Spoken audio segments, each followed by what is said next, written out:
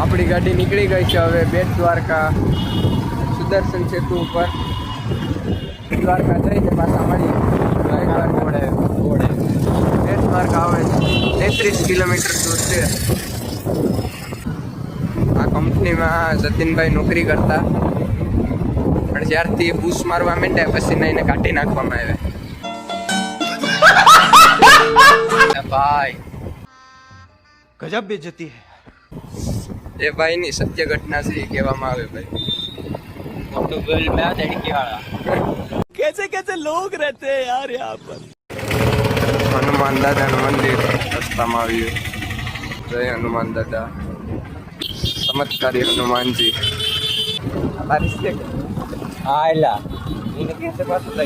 એને ના પાડી તો લઈ ગયો યાર. એને કીધું કે યાર રેવા દે યાર, આજ નથી મારે લઈ જવાની છે. अच्छा. કોઈ ગાડીમાં બેસી જવાય ને? હા એને ઘરનાને લઈને ફરવા આવ્યો. ફ્રેન્ડ હે મારો તો હવે ના તો ન પડે. ના નો પાડાય.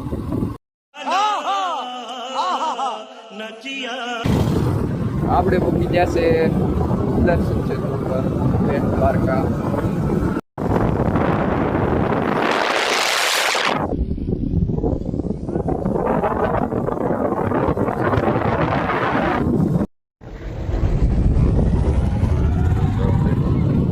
દ્વારકાધીશના મંદિર તરફ આપણે જઈ રહ્યા છીએ. આપણે પૂકી ગયા દ્વારકાધીશના મંદિરે બેટ દ્વારકા. મંદિરની અંદર મોબાઈલ નથી લઈ જવા દેતા. હવે આપણે નાગેશ્વર મહાદેવના મંદિર તરફ.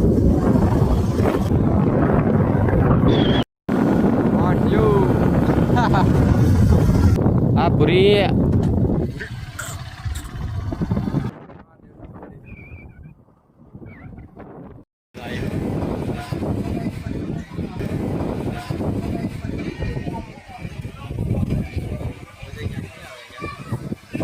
હવે આપણે અહીંથી રવાના થઈએ. હર હર મહાદેવ.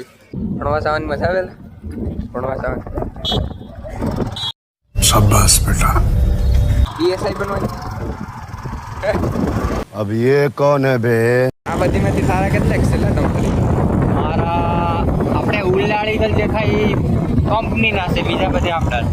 તો એ બધી તો એક જ ઉલાળી ગયેલ છે, બાકી બધી તારા છે. હા આપણા બધી. Would like to take notes while I take check કરવા આવ્યું ને. ભાઈ કેમ ભાઈ, હું તો તને મેં કીધું નતું ભાઈ કે રાતે મારે ખાલી જોઈએ.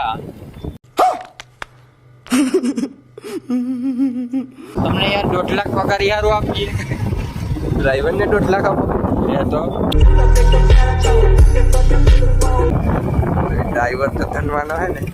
ભણવાનું હોય, પૈસાવાન છે.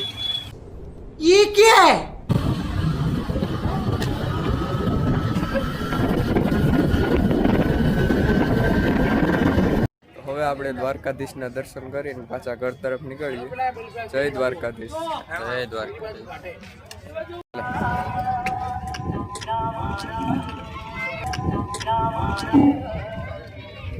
આવી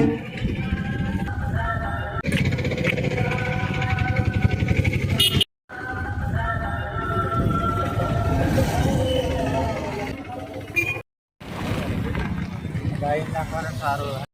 હવે આપણે ઘર તરફ પાછા નીકળી ગયા. જય દ્વારકાધીશ. હવે આપણે મળીશું નવા બ્લોગમાં. ત્યારે જય દ્વારકાધીશ, જય ઠાકોર.